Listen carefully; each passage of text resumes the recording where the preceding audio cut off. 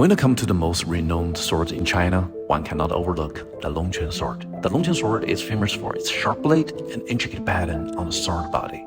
Those patterns require swordsmiths to repeatedly fold and strike the blade 15 times, eventually stacking up to 32,000 layers to create the unique steel hardening on the sword surface. Recorded in the Yue Shu during the spring and autumn period, it was commissioned by the king of Chu to be forged by the master Oyezi in a secret and pristine location.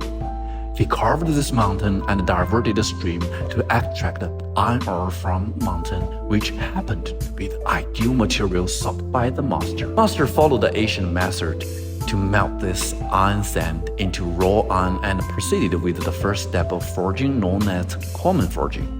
The red-hot raw iron is placed on an anvil, repeatedly hammered until every surface is evenly struck. Compressing the iron block fully after numerous hammer strikes, the impurity in the raw iron are gradually expelled, leaving behind the steel used for sword making, capable of withstanding temperatures of 900 Celsius degree. This marks the beginning of the second step, folding forging, as the name suggests. The steel bars are repeatedly folded and hammered. Master used a special iron knife to cut and fold the steel at the designated point before hammering and folding again. This process is usually repeated 15 times, with craftsmen taking turns. The folded layer created a stacked structure that can reach up to 32,000 layers, ultimately forming a unique hardening on the sword surface. According to the research, this folding forging technique has been passed down from Master Oyezi 2,500 years ago. After folding forging, the process moved to the third step, adding steel. Two flexible steel pieces are used to sandwich the folded and forged steel. This achieves a balance of strength and flexibility. After 1,000 strikes and intense refining, the rough shape of a sword had emerged. The next step is shaping, which involves 3 sub-steps. 砍, 削, 搓.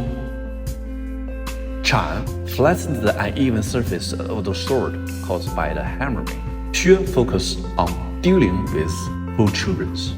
搓 addresses any scratches or imperfections left from earlier processes. After shaping, the sword's appearance is much closer to its final form. This means this step may not require advanced technical skills, but any mistakes can significantly devalue the sword.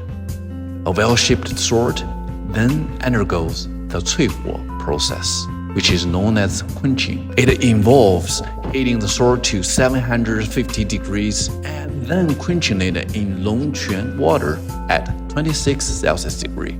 During this process, impurities are removed from the sword in the water. Following tempering, where the sword is heated again and again, and when water drops bounce off the sword surface, tempering is considered complete. This process reduces the sword's brittleness, making it less likely to break during use. Next comes the grinding process, dividing into 4 stages. While crafting a fine sword doesn't require a decade, it does demand several days of meticulous work. The degree of polish on the sword surface reflects the dedication of the swordsmiths. The final stage of polishing is performed by master himself using a volcanic stone with a fine yet durable surface, perfect for polishing and buffering metal. At this point, the sword blade is exceptionally sharp, so great care is taken during the polishing process. From raw iron to steel bars, through meticulous forging and folding, the Longquan Sword now reaches the final stage of refinement. It must undergo one last test, testing its flexibilities and strengths. The clear and precise cuts on the mat demonstrate that this is indeed a qualified Longquan sword. In today's rapidly advancing technological world, most cold weapons exist as artifacts of craftsmanship, and the Longquan sword is no exception. Still, countless craftsmen continue to preserve the art of swordsmithing, hoping that this intangible cultural heritage will not be lost to history.